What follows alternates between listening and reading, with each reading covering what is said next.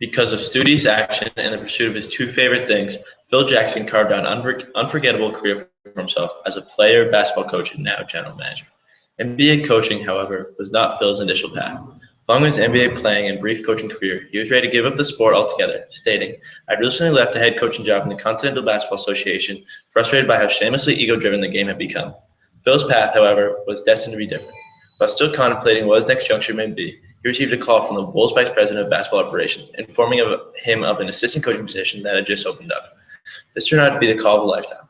Through research, he learned this would be the best opportunity for himself, basketball-wise and life-wise, saying to his wife, "It would be like going to graduate school in basketball." Eventually, the pieces fell into place, and Jackson became the team's new head coach. And as head coach, he had a dream. His dream was to craft a team based off of his two greatest passions, basketball and spiritual exploration. Thanks to those around him and the knowledge he accumulated throughout his lifetime, while practicing Christianity, Zen, and studying the Lakota Sioux, he was able to put his dream into play through the linkage of spirit and sport. The famed coach stated in his biography, Sacred Hoops, "In basketball, as in life, true joy comes from being fully present in each and every moment, not just when things are going your way. Of course," he then goes on to state, "it is no accident that things are more likely to go your way when you stop worrying about whether you're going to win or lose and just focus on what's happening right this moment." He realized when you free the athlete to use all of their mental, physical, and spiritual resources, a shift in awareness occurs, something known as mindfulness.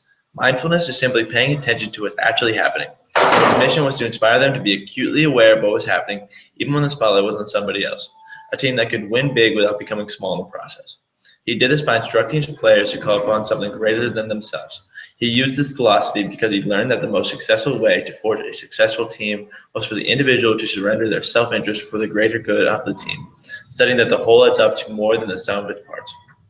Jackson was right, and through the linkage of spirit and sport and the implementation of a team-first attitude through selflessness, Jackson had an unbelievable coaching career, winning 10 NBA championships for the Chicago Bulls and the Los Angeles Lakers.